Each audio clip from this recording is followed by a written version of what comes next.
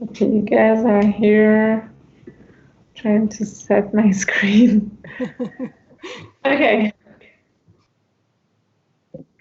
Okay. Hello, everyone. We are from New York and Toronto today. We are live on Meshat Conversation talking about diversity, equity, and inclusion. I'm Nezarawi. I'm the founder of the Meshat Group and Meshat Choice, which is our New York-based company. And I'm here with Jan Dams, our VP Development, and Vafa Akhavan. Hi, everyone. Great to see you. We're so excited to be bringing this content to you today. I'm, as Neza said, Jan Mercer-Dahms. I'm the VP.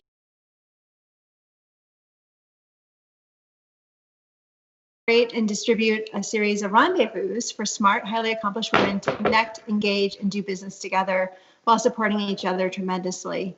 We have a networking platform that we curate and trust, a trusted ecosystem that continues to invest in developing personal and professional opportunities for our network. And we're thrilled to be bringing you our third digital event, which we, for 2020, had over 100 live events planned. And here we are now in the digital space. So bringing you even more content, even more exciting opportunities to connect and engage with our network. Thank you, Neza, for hosting us today.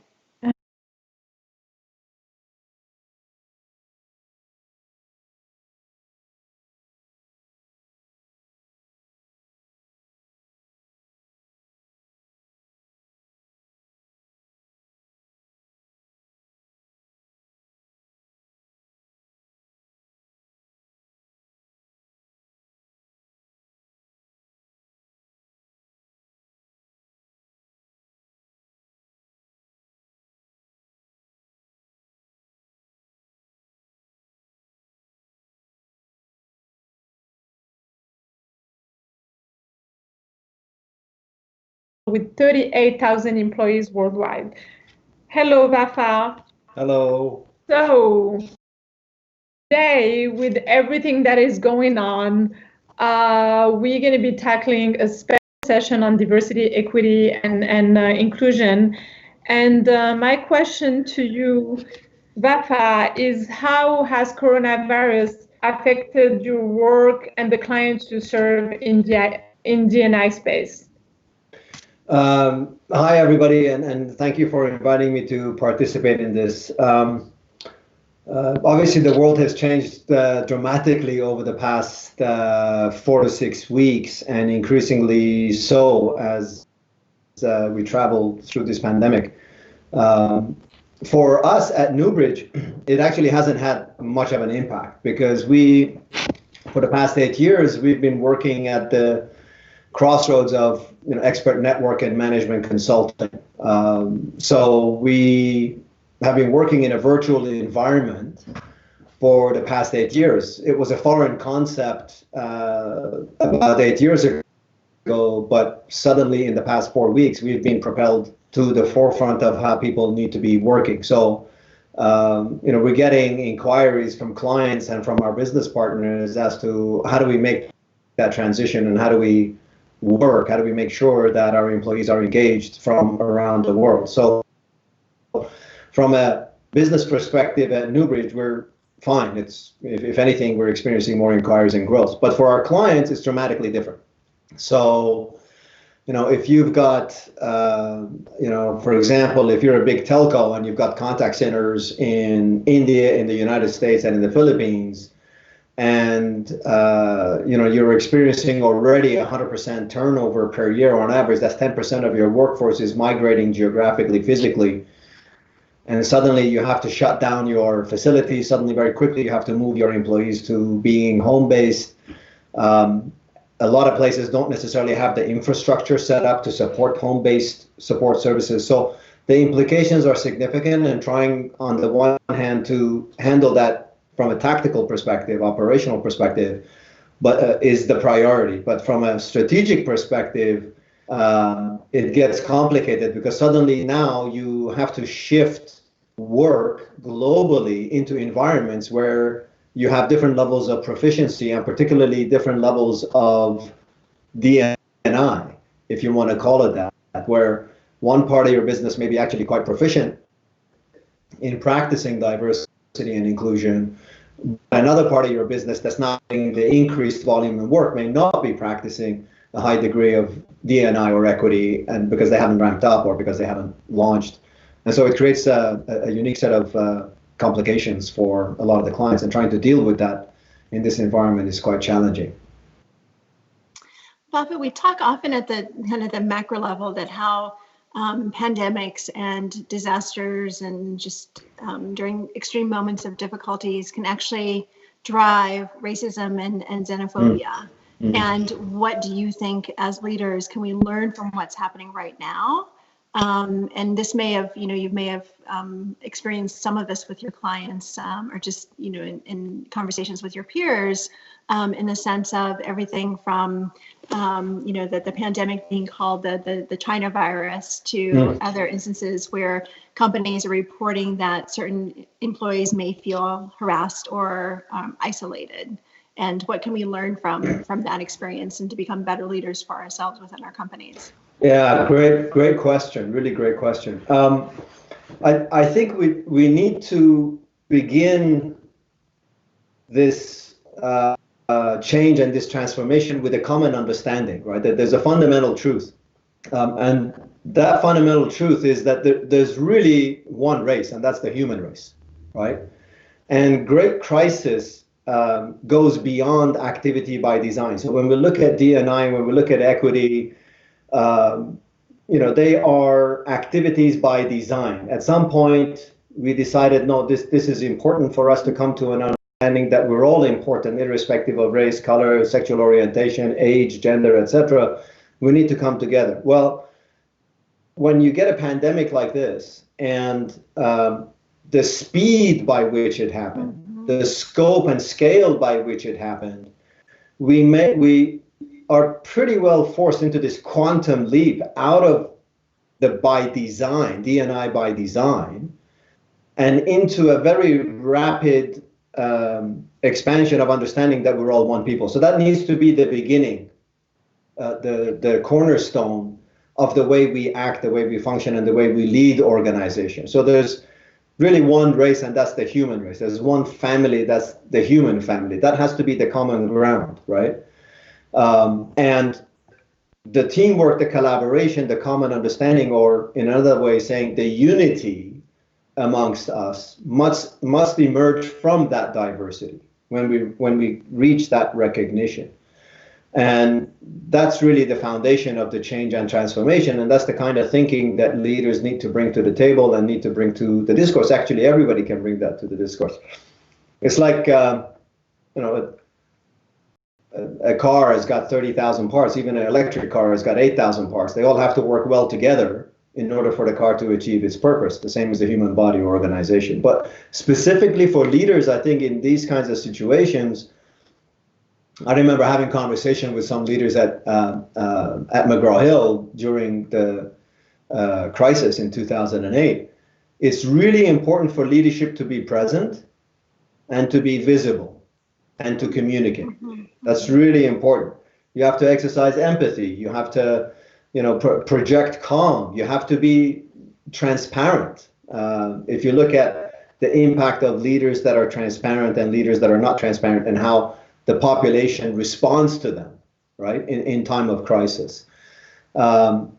Leaders also need to address root cause. So when you have a part of your community or your constituency that's facing xenophobia or racism, you need to address it.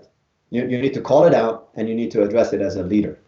And that's really important. There's a host of other things, kind of this flexibility of leadership in management to push decision-making down to the front line, creating capacity within your people to be resilient. This is all about education. This is all about developing capacity. And when you do that, then you're really replacing ignorance with knowledge and empathy. And when you replace ignorance with knowledge and empathy, people begin to look at other people in a new way. So their thinking changes, their language changes, their behavior changes, etc. So there are things that we need to do in the immediate term, which is when you see racism and xenophobia, you've got to fight against it. But then in the intermediate and long term, you need to have a strategic approach, which is how do I build the capacity within an organization to consider everybody as one family. Ed Bastian does a really good job of this at Delta. Do you also see that part of this is also for those of us engaged in D&I and human resources, also taking a deeper dive into unconscious bias and helping individuals understand that the way in which they show up to the workplace actually also drives the behaviors within the workplace as well? Will there be a greater need for helping teams and individuals and leadership even help employees help themselves even before they walk through the door at work? No question. I mean, whether you call it unconscious bias, whether you call it inherent bias, it's a bias, right? And it's deeply rooted within us. And even for those of us that are champions of D&I and equity, even for those of us that are in the space, we have those, and we need to recognize that. And one of the hardest things for me was to come to terms, having two daughters, was come to terms with my own biases. And I'm blessed that I have daughters that teach me things. And these things like, Dad, don't ever say that in public. And I ask the question is, what did I do wrong? What's the problem with that? Help me understand so that I can fight against my biases and I can become better. So it's absolutely important for organizations kind of to go from how we're engaging the D&I process now in our companies or in our families or in our communities and say, what's the next practice as opposed to what's the best practice? And the next practice is to dive deeper and go into those biases and say, okay, we got rid of a lot of the surface. We've been cutting the weeds, but let's now get to the root, and let's look at the root, and let's look at the soil that's feeding this root and address it at that level. I think absolutely that's a critical stage. And now that so many are spending time at home and we have, we're not being distracted by commuting, we're not being distracted by a host of things, that means we have the time to be looking at these things. And companies have an opportunity to actually help their employees and their communities. Thank you, Vafa. Ruth has just joined us. So Ruth Rathblott is the CEO of Harlem Education Activities Fund at NYC-based College Access and Success Program for Underserved Youth. She played a central role in the expansion of Big Brother, Big Sisters of New York City, where inclusion was paramount to the organization's success.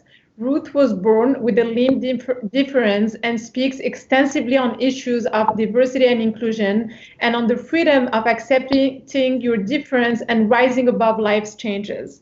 So, Ruth, could you talk to us, please, about the work that you do with underserved communities and how is this COVID-19 affecting those neighborhoods, those communities?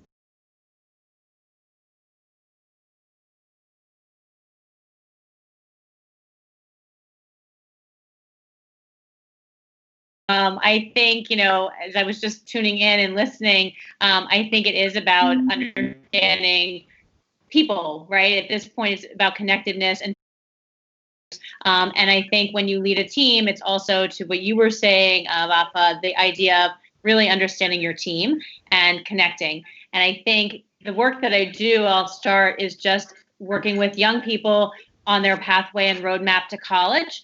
And so while we've been doing that work for 31 years in Harlem and Brooklyn and Queens, the idea of this, what's happened over the last week, has pivoted us or forced us to pivot a lot. I will say just about HEAF, it's the Harlem Educational Activities Fund, or HEAF. Our job is to lay out a roadmap for underserved youth who typically are first generation and low income. And I think one of the things that's been critical about our program is we're also focused on not just that 11-year journey, so helping students through middle school and high school and college, but it's also taking a student who isn't necessarily at the top of their class and isn't at the bottom. It's that student who's often in the middle and that's often overlooked. And so we take them on that road to college. The last week has, as I mentioned, forced us to pivot and really think about technology and online learning. I do think if any generation is going to be ready for this, it's this generation of young people who are addicted to their phones and online constantly and not as connected this way, but connected online. In terms of this epidemic or pandemic now, we at HEAF, I immediately started to think about kind of three areas. One is I started to think about our staff, because I wanted to make sure our staff were safe. And so as we chose to work remotely and then were asked to work remotely, I thought about what are their needs first. And I came up with kind of, because it does start with leadership, right? It's the idea of when you're going through a crisis and you're thinking still about inclusion and inclusive voices, you're thinking about three areas. One is making sure people feel heard and communicated with, so that we set up daily meetings. We set up a way of being transparent through those daily meetings. And then the last piece is we are really grateful that we have technology like Skype and Zoom to be able to feel connected and see faces. I mean, this call itself would be a very different call if I were just dialing in and not being able to see the reactions, the head nodding, or the, I imagine at some point, grimace of what I say. So that's the beauty of this. Yes, just like that. What is she talking about? So I do think it starts with leadership in terms of setting a directive. And so the first thing I did was I thought about my staff. I made us, connected us daily.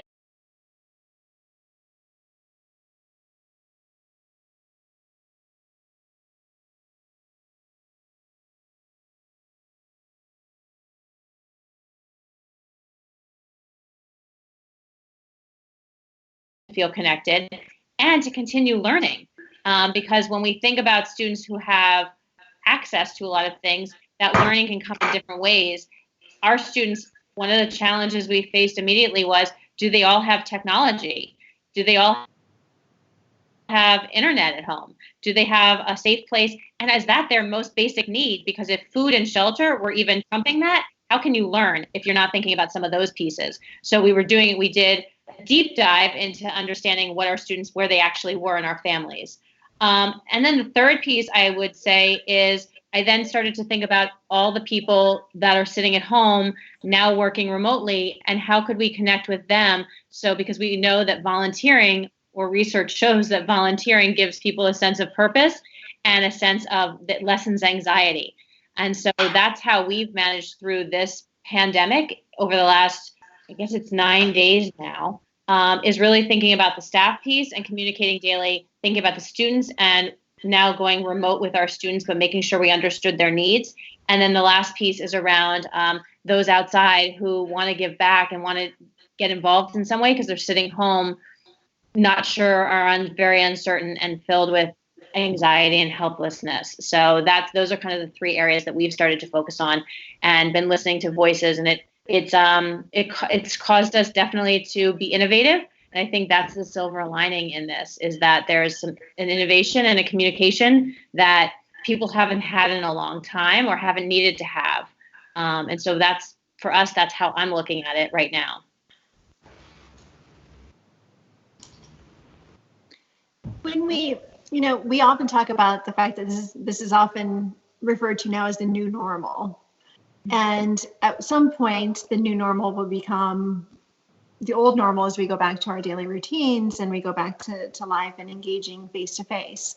So wondering, from your perspectives, what would you like to take away from this moment in time that you hope that we all integrate into how we continue to live as leaders, as experts in the DEI space, just as human beings?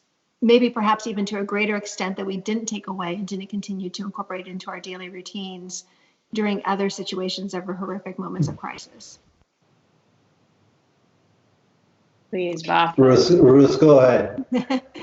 Yeah, no, I think it's a really good question. I have been challenged with that question over the past few days. I think weekends allow you the space when you're not so focused on your computer and answering emails to think about the last crisis that many of us faced here in New York City was 9/11. And so I think that one of the concerns to me is that what we don't take away is, everyone after 9/11 it was New York City strong. It was connecting to each other. It was not taking for granted moments of feeling safe.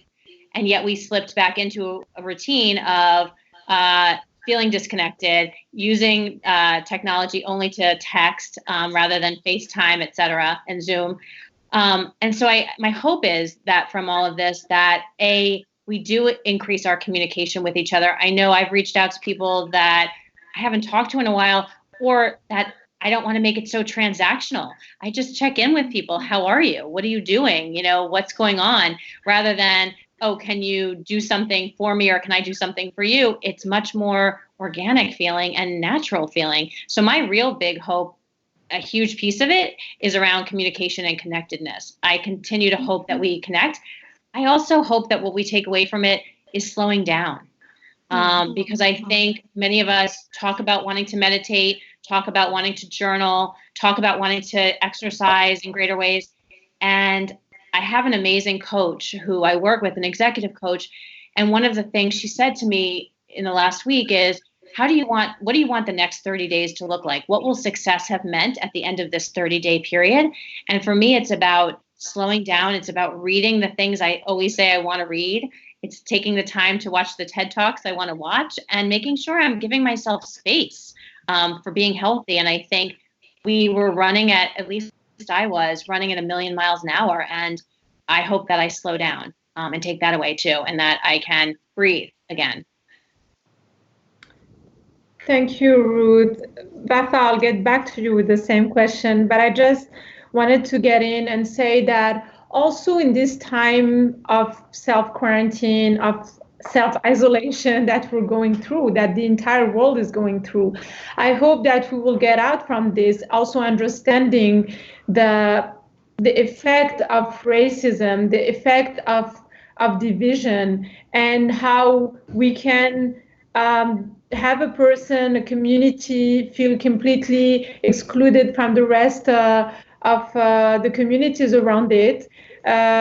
So we're understanding in those times that we are all equal facing dangers, that we're all equal facing transmission of a danger. And it's not our level of education at this stage, or degree, or wealth, or that is making us different. Definitely the level of education will give us that level of awareness, but most importantly, it's the humanity, the human level, that sense of responsibility that makes us understand that we are all together in this world, and that we have to keep learning to more than coexist together, to create together and move forward together. So Vafa, on the same question, like what is your insight on what we should keep for the next phase in our life from this time? Yeah, I mean, I think everything that's been said, you and Ruth have spoken truth, and they're all very important.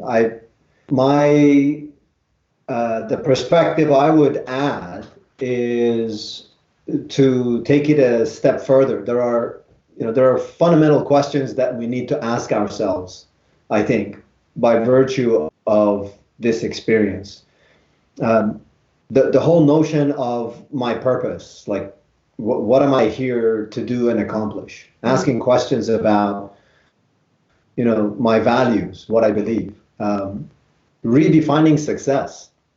What does success mean when you can't travel, when you can't work, when your business is shut down, when you're faced with bankruptcy, when you're faced, thank goodness, at least, there are some governments taking action against evictions and so on. But redefining success, redefining purpose, redefining our values and what's important and why it's important. Great tragedies and great crises often are opportunities for reflecting and introspection as individuals or as a society. The challenge is, post-event, we often fall back into that zone of behavior that we were before the event. But when I look at a historical perspective, I see that the world has been filled with these cycles of crisis and victory, right? We've had great crisis, we've had great victories, then crisis, then victory. So there's been these up and downs, but the mean line, the average line, is advancement of society, advancement of communities, advancement of our perspectives and our understanding of who we are, what we are in the world. And I think while it's important to ask the questions about the next 30 days and the next 90 days and the next 2 years, that's very important. I think let's not miss the opportunity to ask the more existential questions and things that are, broader, transformative, that we should be asking at the same time. Yeah. No, and I guess I would just piggyback to that point too. I think you're absolutely right. I think there is a larger piece to this. I think I utilize the milestone moments because I think that's where people can handle, right? But I do think these conversations, and I'm so grateful to be on this call today because I think as we build out conversations around diversity and inclusion, that's going to be one of the cornerstones of how we start thinking about conversation about moving us forward, because the true definitions of both diversity and inclusion are about difference, right? And I think part of what we've started to see is isolating certain groups of people, et cetera. And so that's been happening for a long time. So can we utilize this moment and capitalize on this moment to start those conversations so that we continue it, to your point, Vafa, around work that moves us forward? And so yeah, I think it is a great time to think about larger questions and purpose for sure, and finding your passion project. I think for each of us, I know for myself, I'll speak personally, so there are days during these last 9 days that have been tough, right? To wake up and be like, what is this all for? And then there's days that are easier because you find routine and you connect with people and you see faces. So I think there's a moment for each of us to pause. And to your point, to think about purpose and larger. If I can, sorry. Can we also talk about that, about the feelings and the emotions of happiness, fear, that drastic change that we had to face, and how as a human being are we set up, in 2020 to face this type of emotions? Vafa. Yeah, sure. Can I just, before that, just to build on what Ruth was saying, is I think it's important for us to also talk about the linkage between these things. I mean, if there is some state that we're trying to accomplish, we need to unpack it, we need to decode it. And diversity and inclusion, diversity is a reality, inclusion is a choice, right? Diversity is a reality of our world. Sure. Inclusion is we decide to create an environment of inclusion for that diversity. The important thing is to recognize that without diversity and inclusion, we cannot achieve unity within a team, within a group, within a family, etc. Diversity and inclusion of perspectives, of peoples, and so on. And if we can't achieve unity, we're not going to have really equity, right? There's no justice, there's no peace unless there is that unity which is built on diversity and inclusion. It's important to have, I think, that conversation of the linkage between all of these that will help us achieve our goal. You asked about kind of the emotions and the fears and the relationship and so on. Look, change is a constant reality, right? And fear is the most powerful, the most potent fuel for change. The question for us as people is, do we want to use that fuel in a intercontinental ballistic missile to destroy something, or do we want to use that fuel for the space shuttle to achieve great discoveries? I mean, that's really the choice that I think is at hand. And so for those that want to use the fuel, I go back to the introspection, right? It's an opportunity for us to reflect on the kind of world we want, the kind of institutions we want, the kind of relationships we want, whether it's the relationship with my neighbor. And I can tell you, my neighbors, I'm looking at outside of my home office here, and we've got a pretty diverse group on the street. And everybody, there's a great sense of unity and camaraderie and community, and everybody's paying attention. We've always paid attention to each other, irrespective of pandemic or not. So the question is, do we want to use that feeling of fear and anxiety for betterment, or am I going to succumb to my lower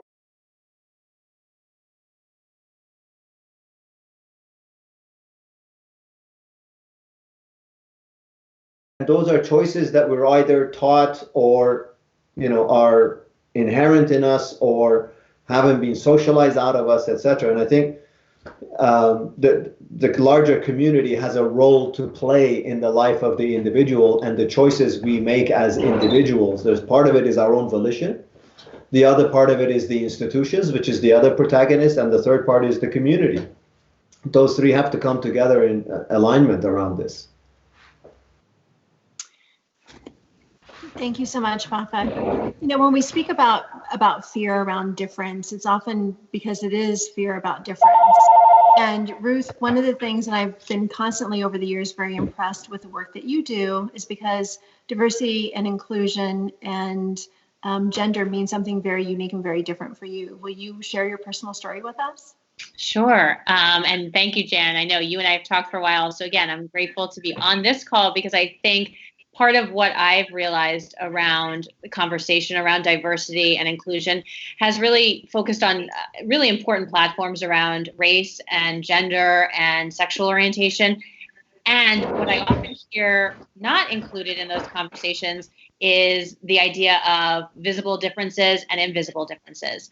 And I think especially now, as you point out, Vafa, the heightened anxiety, et cetera, in terms of mental health, there may be people who are already struggling with those pieces. And now this is even heightened more, right. Because we're all a little bit anxious and concerned about the state of things. But myself, it's interesting. This summer, I was connecting to two members with my organization who called me and wanted to talk about the diversity on my team. And we went through a number of pieces around hiring and my most recent hire. And I asked a question after it had to do with race when we got down to it about the team I had. And I paused and I said, I'm just curious, do you see me as diverse? And the answer back was kind of a sheepish, well, you're a woman. And I'm like, you're right. I identify as a she and a her. You're right. But no, I'm digging a little bit deeper. I was born with a limb difference, which I no longer hide. I actually hid for 24 years of my life from everyone, from personal to professional relationships. And I asked them, I said, what about my limb difference? And it was almost like not a second had dropped between that coming out of my mouth to say, each of them said, well, I don't see you like that. Well, that's denying a piece of my identity because though I talk about it as a limb difference. I talk about it as a physical difference. It's not to me a disability because it hasn't disabled me from doing anything. I think that when we talk about diversity and inclusion, we often aren't thinking about those visible differences that people carry or invisible differences. And so I started reaching out to my corporate contacts and asking the question of how they're thinking about inclusion, because I see it as a buzzword right now in terms of a lot of seminars and workshops that we attend. Mm-hmm. And yet the panels often aren't reflective of people that have disabilities, whether it be mental health or physical disabilities and differences. And so the answers I got back were, well, will you come and speak about it? And so I share my journey of at the age of 13, I started hiding my hand. I started a new high school, which, for many of us who start a new something, whether it's a new school, a new job, I think particularly being a teenager is one of the toughest times because all you want to do is fit in. And so I started hiding it, never thinking beyond that day that I would last and stay in my pocket, but it stayed that week. Mm-hmm. And then it stayed my high school career. And then it followed me into college. Even then, when I went to college, I said, oh, well, I'm not going to hide it anymore. Here's an opportunity to not hide it. And I know I've shared with you, Jan, I had a summer internship when I was 20 years old at a law firm, and it was a patent law firm. And my job that summer was to put together and showcase the evolution of a box top. And so I had to use scissors and paper to cut different box top logos out and present them into a presentation. And my senior partner of the firm called me into his office. And of course, I'm 20, I'm excited. And he said, his only question was, did you ever go to kindergarten? Now I'm 20 years old, I'm in college. So I clearly somehow made it through kindergarten. And I said, yeah. And he said, because you would have learned how to use scissors and paper in kindergarten. And what I was doing is I was trying, and if you've ever tried to cut paper with one hand, because I was hiding my hand. So I was trying to do the work with one hand that really required two hands.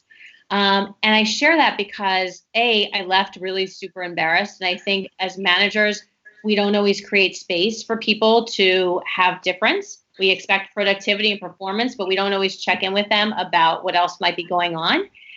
Because that was, for him, a real opportunity that could have opened the door. I may not have shared it with him, but I might have shared myself at a later point. And I also say it because I think as employees and people with differences, we also have a job to own the differences ourselves and talk about them. I vowed after that job that I would never again hide my hand in a work situation, but I continued to hide my hand in personal situations, in relationships, in connections with friends, etc. And it wasn't until, and I know, Jan, you and I have talked about this, there's an adage that we often hear in the self-help world or in meditation, et cetera, that you have to know yourself first before you can let anyone love you. And I actually disagree with that a little bit, because I met an amazing person who helped me really understand my difference, and who let me and showed me how to love my difference. And so I think sometimes you have to let people in so that they can help you love the pieces of yourself that you don't always think are great. And so he not only taught me how to cherish it and love it, but what was really interesting, so that's one piece of my journey. And then the second piece of my journey was also finding a group of people with a shared experience. So I started connecting with, and it was random at first. I literally started, when I asked the universe to show me people, I guess, with one hand, I started finding them. And what was amazing is I was then connected to a group of over 40,000 people who have limb differences. And not realizing that you're not alone in the world is, I think, another piece of the diversity and inclusion talk. Because I think that shared experience of finding other people who had hid their hand. So it wasn't so abnormal to hide your hand. It wasn't so abnormal to want to go above and beyond and have to think about multitasking and doing extra things and thinking outside the box. And so those two pieces have allowed me to learn how to accept my difference, and then to start to share out that the truth is we all have differences. And when we start to acknowledge that, then we can actually connect with each other, because that difference that we have, we can share with someone else, and it opens them up to share their difference. And so that's a big piece of my journey. And my passion project, when we talk about using this time well, is developing the connection between using the word diversity in a much broader context. And living authentically with it, that there are days that are not so easy, right? And there's that's for sure. Mm-hmm. And so that's a big part of my journey around really looking and examining difference, and understanding the concept of covering and hiding that I think many people do as well. So it's not just people with physical differences, but whether it's your family background or your sexual orientation or wherever it is in your life, many of us have held shame around certain pieces. Mm-hmm. Learning to accept those differences. Thank you, Ruth. Thank you so much for sharing your story. Thank you for allowing me to. Jan, should we take some questions from the? Should we take some questions, Vafa, from the audience? Yes. So everyone who's listening right now, we invite you, because we're live streaming, we invite you to submit questions to us. We have one here from a member of our network. It's a critical time for leadership at all levels of the hour. What are a few traits that we should strengthen and employ daily during this time? Vafa, would you like to take that? Yeah, great question. I think, one of the things I learned when I was at Forum Corporation, we did a lot of research into leadership development. And one of the things that I recognized was that the leader of the future is really more of what I would call a situational leader, right? Someone that has the capacity and the resilience to change their leadership style depending on what the situation is, because the world is changing so quickly. So, people come up with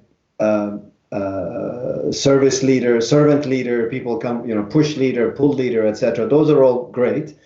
But I think in the world that changes so quickly, you need to be situational. So kind of the quality of being agile, being situational, and having that capacity to understand that in a given situation, you need to exercise different things. So different attributes come to the forefront.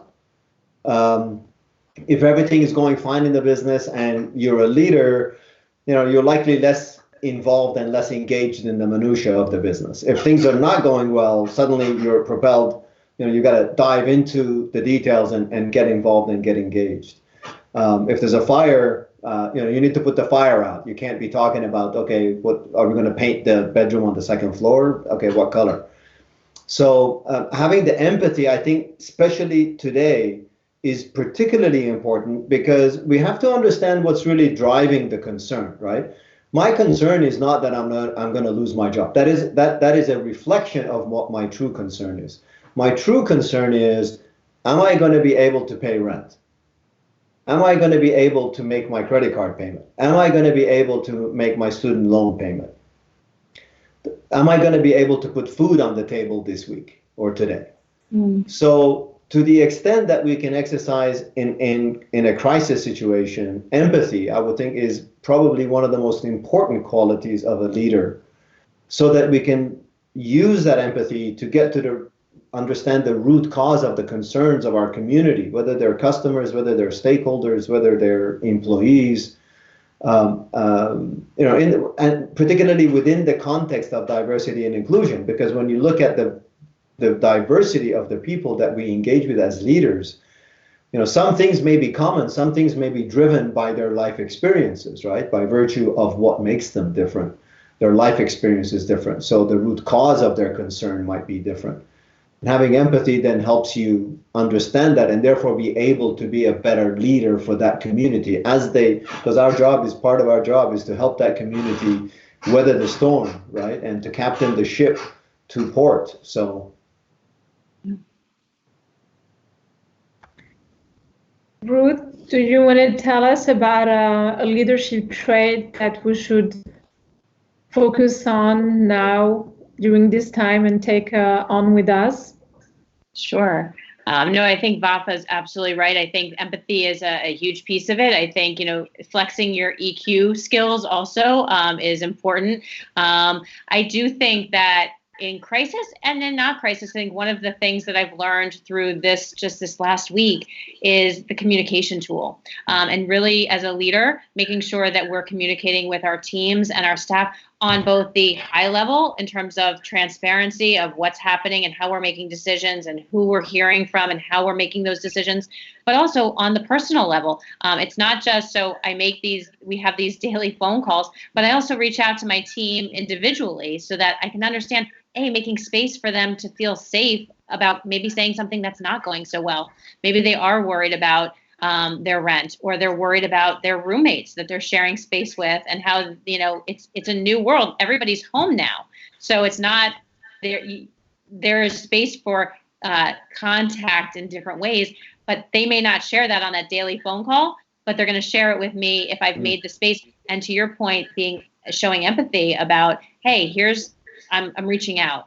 I also do think that as a leader, it's important to show your face.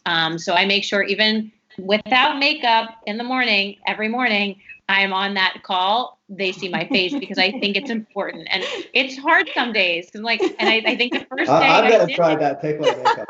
Yeah, take it off. No, but I think the first day I said, that's what I really look like. And they're like, I said, I don't show up like that, right? And they're like, no, usually you just look together. But so I think it's being authentic. And I think that's the other piece, is allowing your teams to know that we're in uncharted territory right now. I may make mistakes. I'm going to.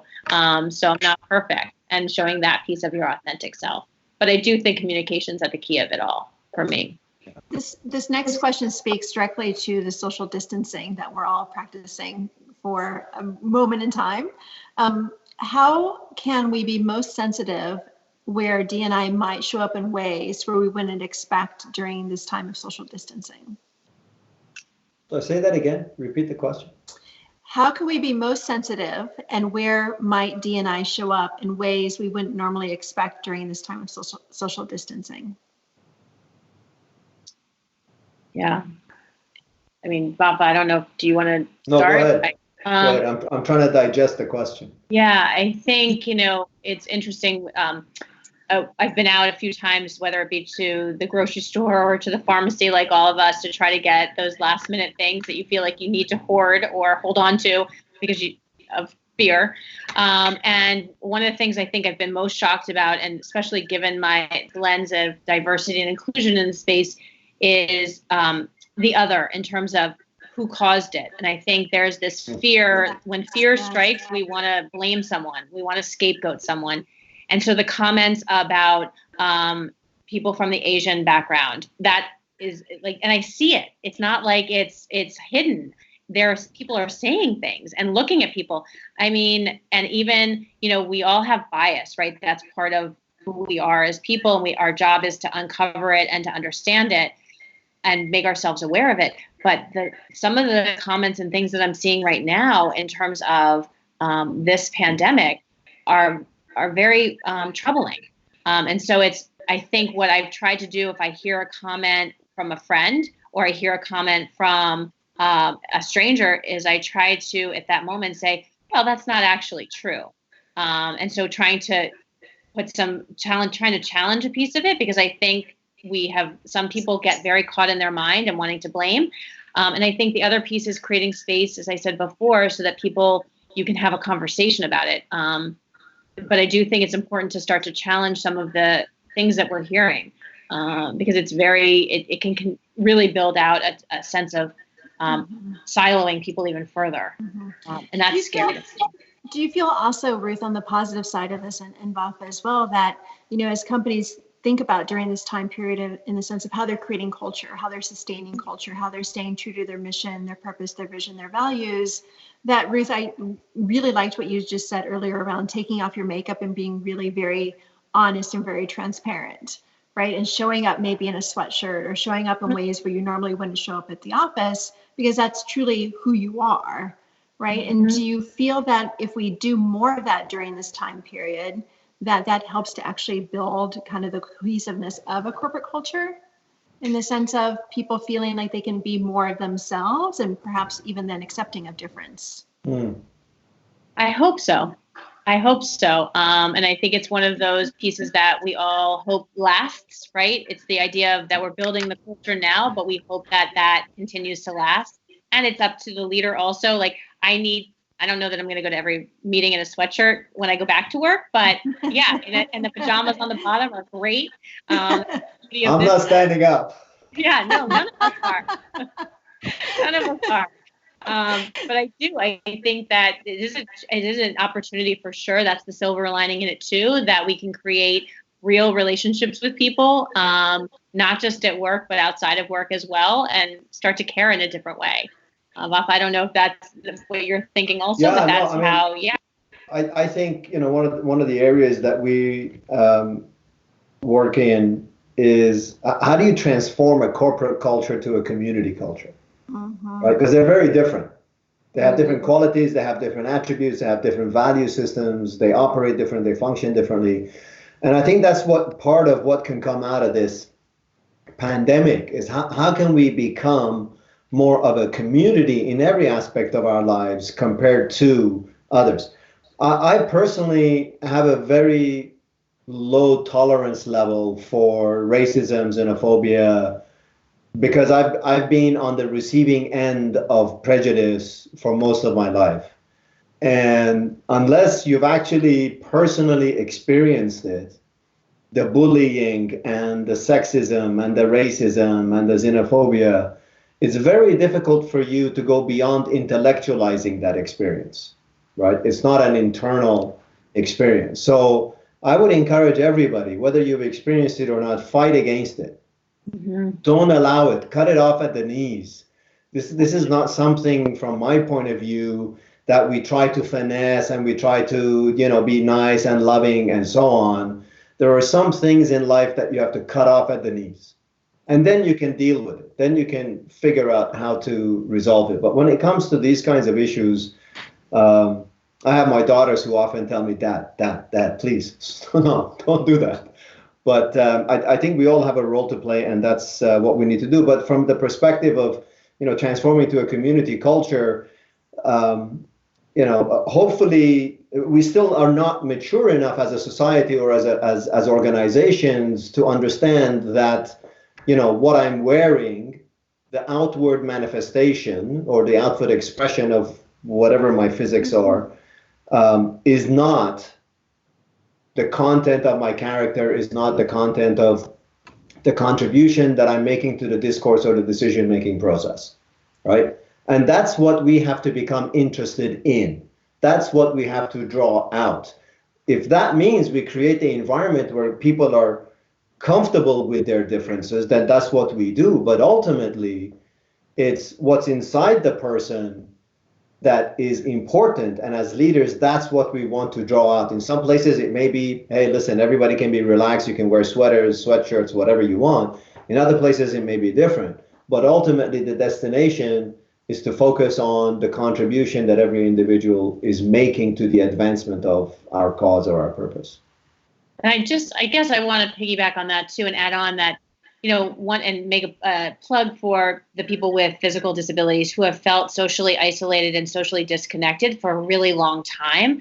And so how are we thinking about inclusion with them now, right? Because I think we're all practicing social distance, but people who have had physical disabilities or mental health issues have felt disconnected for a really long time and socially not included. And so as we are in this journey together of creating community, making sure that we're aware of that segment of the population also, because I know part of that passion project is to broaden the definition, but it's so that when you think about diversity, the first words aren't just race and gender and sexual orientation, they're also visible and invisible differences, so that we can start to really have larger conversations. Absolutely. I really like the way that you frame that, Ruth, in the sense of the visible and invisible differences, because identity is incredibly complex and complicated. And I think for many of us in this space, it becomes sometimes when we think about the personal being political, for example, right? There's you are what you bring to the table and how you live your life every day from the professional sense, which actually leads us to our last question. What do each of you do personally for yourselves that helps you stay grounded and motivated during this time? Please, Vafa, start. Wow, stay grounded. Well, you seem very grounded. First of all, I have a family that makes sure I'm grounded. And, whenever I talk big, someone inevitably says, Dad, you're not running a global conglomerate, relax. So, I have people around me that keep me grounded, but I think that's an important part of it. But we also have to make decisions. I learned a lot of lessons from my father, from my dad, and one of them, which I think probably is the most poignant one for me, was everyone has the option to decide who they want to be as a person, as a human being, and then every day they try to live who they want to be.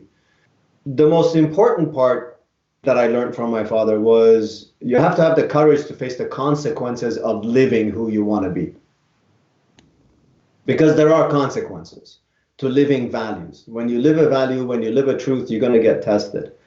So I think there are some mantras that we need to share and communicate to each other. And part of what we do, we have just as individuals, we have a fireside once a month in our home where we invite what's turned out to be a pretty diverse group of people. Anywhere from 20 to 40 people come to our home once a month. We get together and we socialize, we learn, we share, but we also we select a theme that we discuss. Whether we've had diversity and inclusion, we've had equity, we've had the arts and transformation. We pick a subject, we have an expert on that subject. Sometimes it's facilitated, sometimes it's a speech with presentation, we have Q&A. It's creating a space where we can have elevated conversations about important themes. And what we have found, we've been doing it now for a little over 2 years, what we have found is thinking changes, language changes, behavior changes. We've had one person come to us and say, my husband has really changed in the past 2 years. His thinking has changed, his behavior has changed. Conversations, yeah, absolutely. So every one of us has a role to play. I can't solve global hunger, but I can play a part in that transformation. And I'm totally comfortable with not being the Secretary General of the United Nations. I would much rather celebrate, the single mother that's got 2 jobs and 4 kids and is working very hard to transform communities and life. Celebrate that as opposed to, all the great things that other people do, which, I appreciate. But every one of us has a role. Decide what your role is going to be and stick to it. I knew I should have gone first. But Vafa, what you're describing is really the power that we all have individually to have an impact on our own community. And we just have to start around us, and then that will cripple, because every single person that you can change and inspire will also be inspired to create that change around them. It's a beautiful example that you're giving here. Ruth, what keeps you motivated? Yeah, no, I think it's, I said, should have gone first, but because that was beautiful, I think, in terms of that global look too. And I think I have thought a lot about the idea of on airplanes when they say take care of yourself first before you can take care of others. And so for me, it's been creating routine. So I start with the 9 a.m.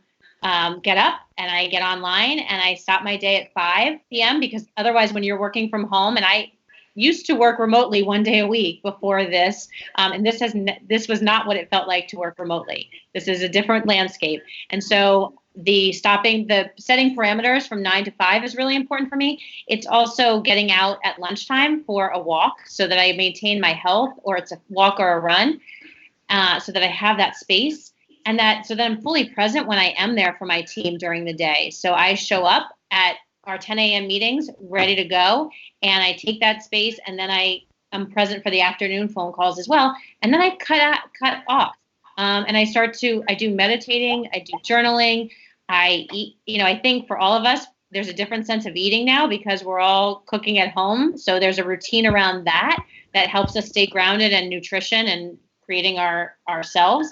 And I think the other piece is connecting to people. So it's not just the, large groups, but it's also my girlfriends and I have what we call virtual happy hours. We have spaces that we can connect with each other so that it feels a little bit like it's not all about the news. I actually have stopped watching the news. I do it once a day now because I know I'm getting an alert on my phone. I know someone's going to post something on social media, but sometimes it can be overwhelming. So shutting some of that down so that you can have some more space internally.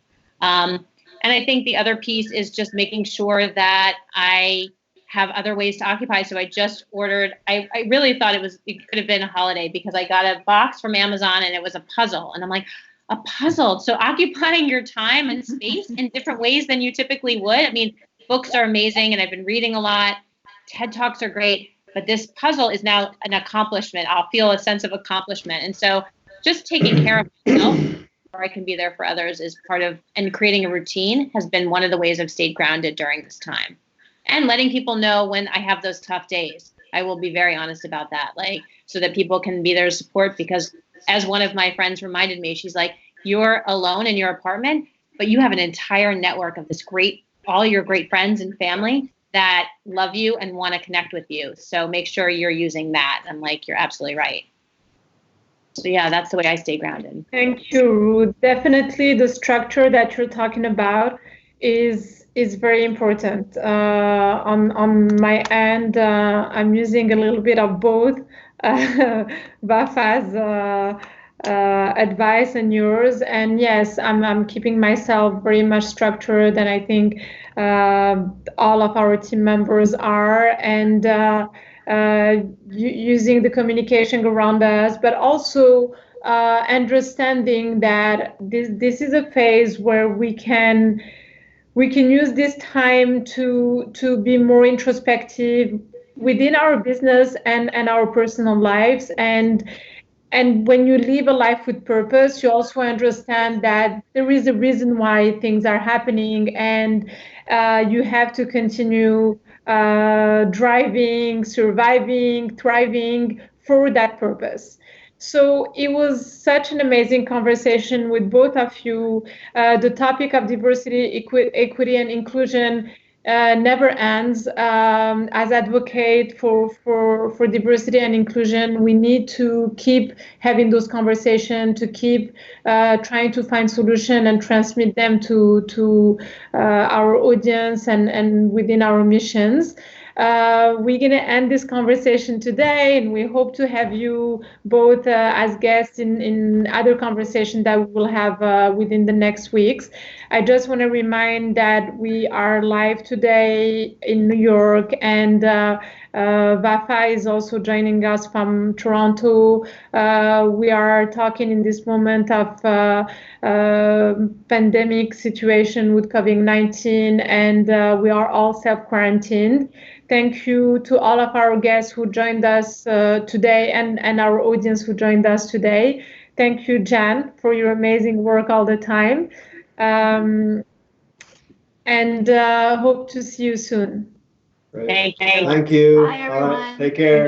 Bye-bye. Thank you. Thank you.